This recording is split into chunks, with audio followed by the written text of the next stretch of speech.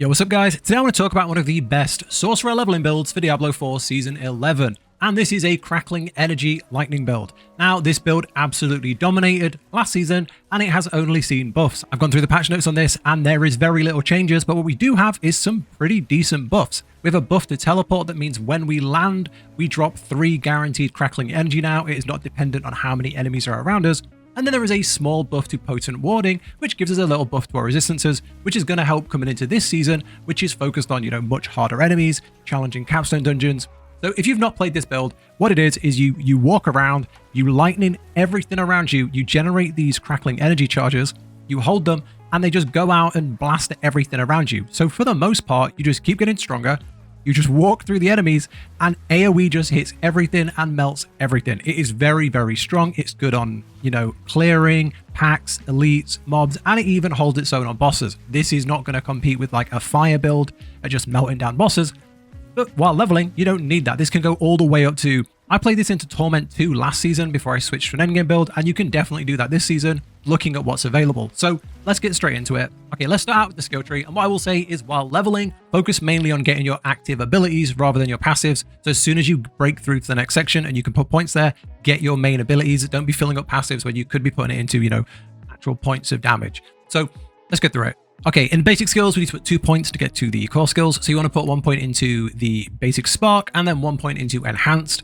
Next section, you just cast this when you're out of mana, by the way. Next section is chain lightning. You want a 5 out of 5 chain lightning. This is very good damage. It's lightning damage. So anytime we scale lightning damage, we scale with this.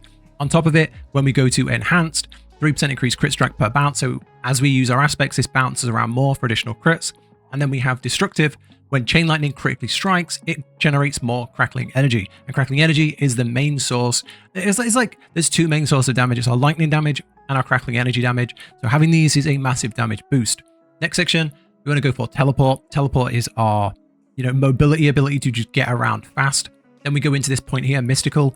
Teleport has a 500% increased damage. It also forms a crackling energy. Now going into season 11, this will be, it always generates 3 crackling energies. So this is getting updated, buffed, whatever you want to call it. This is going to be great for this build. Down here, 1 point into ice armor, 1 point into enhanced, and 1 point into shimmering. The reason we do this is because it reduces cooldowns. So you can see here, when ice armor is active, you reduce its cooldown every time you spend mana. So you're going to get this back faster. And you have mana regen, which means we can cast more things like chain lightning. Then we've got some passives. You want to put, I'll do these passives as well. You want to put 3 points into elemental dominance for increased core skill damage, 3 points into glass cannon for increased damage. You want to put 1 point into elemental attunement. And this is just for a small chance that if you crit, looky here, you have a chance to reset one of your defensives. It's small chance. I wouldn't put too many in there because we don't really have the lucky hit stats as we're leveling. You want to max out 3/3 energy focus to gain barriers, and then coming into the next section, you want to grab this skill here, lightning spear. It's just another source of lightning damage. Getting it to enhanced means that when you spawn additional lightning spear and increase your crit strike chance, and then you have this one here, collecting crackling energy increases the damage of your lightning spear up to 160%, and this is going to hit very, very often because we're constantly spawning those crackling energies. 3 out of 3 mana shield and 3 out of 3 precision magic. Now this just helps trigger some things that are lucky hit. You could put this down in your ultimate if you could put it down in this section next to your ultimate if you would prefer, but I kind of like to have this up here. Then down into the next section, we take this big cluster of passives here. We go 3/3 for stag discharge to have lucky hit. Crit strikes with shock skills have a chance to form a crackling energy, and then upon absorbing crackling energy, you gain mana. And then finally, use 3/3 inner flames. You deal increased damage while healthy. Now down here, you want to get this one, increased damage while you have a frost skill on your action bar, and we have ice armor. We have ice armor to cover that node, and then we 3/3 elemental synergies. You deal 3% increased damage for each skill you have equipped of their type. Almost everything on our bar is lightning, so we hit almost all of that. You 3/3 evocation for cooldown reduction to get things like your teleport for movement faster, things like your lightning spear faster, your ice armor, all that stuff. And then 5 out of 5 your unstable currents. If you've never played this build, if you never played a build with unstable currents, as soon as you press that button, everything goes fast. Crackling energy forms everywhere. Damage goes up. Electric just shoots out in all directions. It melts any pack. It melts bosses. It's incredible. And with this build, we have quite a fair bit of cooldown reduction, so we get it back quite fast. You take both of those as well. And then I would line this up like this, 2, 1, 3. You can go into this section if you want, but I kind of like this setup. You have this, which Enemies hit with shock skills increase your crit strike chance. You have this, crit strikes increase your movement speed, but you're just using this to get to here. You deal 15% increased damage while you have Crackling Energy, and you periodically pick up Crackling Energy nearby. Perfect. And finally, you have the key passive, Overflowing Energy, increased lightning damage, and Crackling Energy hits one additional enemy. Each time it hits an enemy, your shock skill cooldowns are reduced, meaning we get things like our lovely Unstable Currents, Superpower, back faster. So that's the build. It's very similar to the build from last season with a few small changes for the buffs that we got and to factor in the change in season powers or kind of the loss in season powers. I feel like without the season powers that we had last season, everyone needs every bit of damage they can get, and hopefully this addresses that and hopefully have a lot of fun with it. Okay, enchantments. There are two easy choices here. One is Chain Lightning. Chain Lightning forms automatically after spending 100 mana. You're going to burn through your mana extremely fast with this build. It is a mana hungry build, so why not get a Chain Lightning every time you do? Then I would go for the Lightning Spear one. Absorbing Crackling Energy has a 10% chance to conjure a Lightning Spear. Because we are going to be having it's a Crackling Energy build. There's just going to be Crackling Energy everywhere. We're going to get that a lot, so we're going to get a lot of extra Lightning Spears. There are certain things in here which would work fairly well, and there are certain things that you can put in if you prefer that playstyle. But I would recommend these two, especially with the changes like that have been made to teleport and stuff like that. I wouldn't go anywhere but these two for this season 11. Okay, let's talk about the aspects, the gear, the tempering, the stats, and all that stuff. This season, they have said the mobs are going to be harder, the capstones are going to be challenging while leveling. So this has quite a fair bit of defensives, even though it is a very, offensive build anyway. I've tried to put a few more defensive points in here to give us that flexibility to push the harder content. So here we go. Helmet, aspect of disobedience, we gain armor. Chest piece, aspect of the orange herald. When you look at it, you have a chance to reduce the cooldown of your ultimate skill by 2 seconds. The ultimate skill is just the delete everything on screen button, so that's going to help a lot. Unbalanced tether, chain lightning has a chance to chain 5 additional times. Pants, we go for the aspect of might. Basic skills give damage reduction. Now, this is good while leveling because you do run out of mana a lot, so you are going to fall back to pressing your basic skill a few times, so that will be useful. Then we've got the boots, aspect of audacity. When there are 5 close enemies, stun them. That goes into any damage against crowd control. It goes into lightning, which actually works off of stun. For the weapon, if you're new to Diablo, weapons get a 200% bonus on whatever aspect you put in, and amulets get a 150% bonus. So for the weapon, you'd go for lightning rod. Chain lightning has a 25% chance to deal up to 90% increased damage. This chance is doubled against bosses or crowd controlled enemies. So when we're stunning them, they're crowd controlled. Perfect. On the amulet, go for abundant energy. Crackling energy has a 50% chance to deal 40% increased damage and chain to additional enemy. This is a massive source of damage. Then I would go for, on the rings, I'd go for recharging. Each time chain lightning bounces, you gain mana. And then overwhelming currents, let's turn off, there we go. Unstable currents has a up to 45% chance to cast an additional shock skill. Now for the stats, there's a leveling build, so don't stress too much about the stats, but generally, you're just going to be equipping the highest IM level piece you can find. But if you find anything with ranks to something, that's going to be really good. On the helmet, you can get ranks to lightning spear. On the chest, you can get, on the glove, sorry, you can get ranks to chain lightning.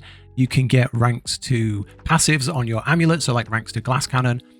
So yeah, that's what I would be generally looking out for. And then you just want to be going for the more obvious things: attack speed, cooldown reduction, lucky hit chance, intelligence. All of that sort of stuff is going to give you more damage.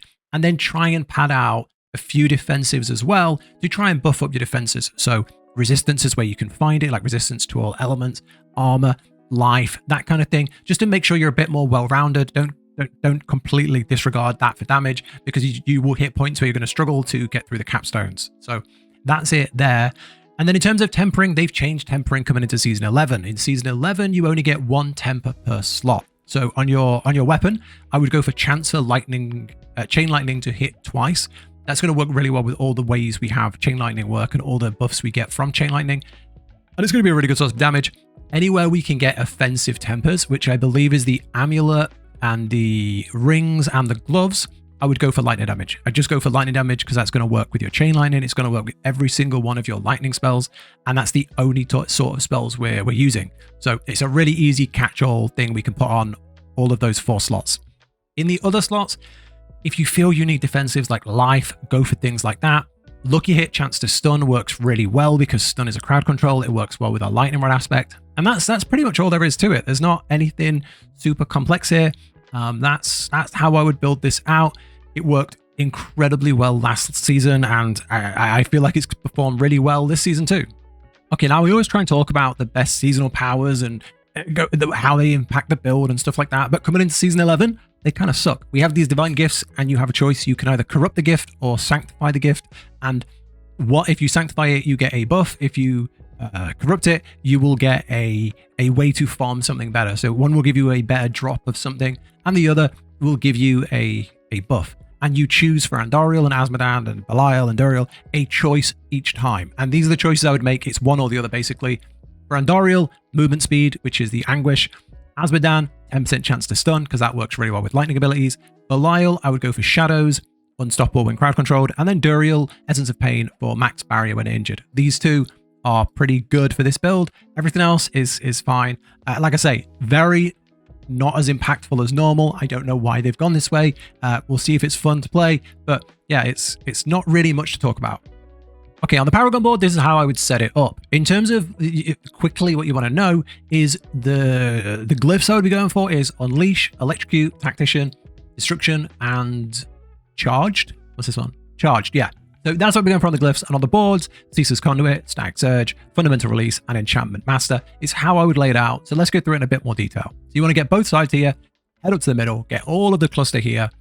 Here we don't need to get any additional, nodes. Sometimes it's like, get more of this and you'll get extra damage. There's none of that here, so just get 40 to get your additional bonus. This will give us boosts to the magic nodes, and after spending 50 mana, you deal increased mana damage and get mana regeneration.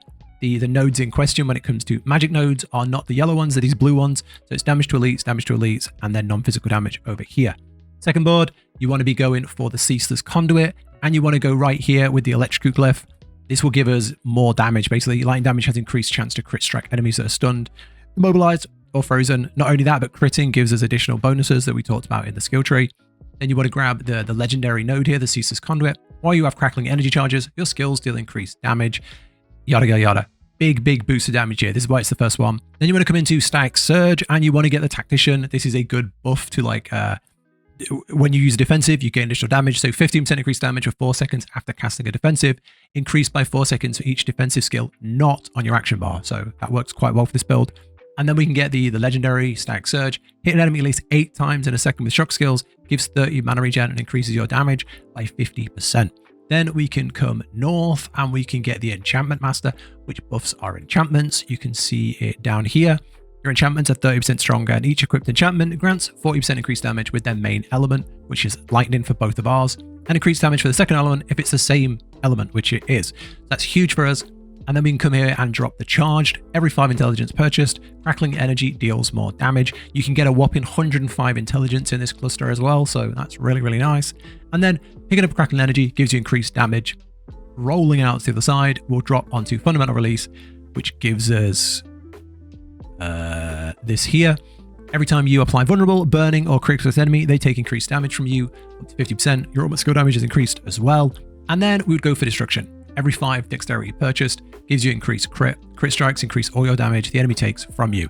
Now, this doesn't make full sense in this build, but by the time you get to your very last glyph, you'll be moving into, the end game version. You're picking up uniques. And if you want to run a legendary, if you want to run a lightning end game build, this is the sort of build, the sort of board you would be looking for anyway, because we start to go into crit with lightning a lot. Yeah, that's the build. I hope you have a very fun season start with this. It was one of my favorite builds last season, so I hope you enjoy it. Thank you for watching. Subscribe if you want to see more. I'll catch you in the next one.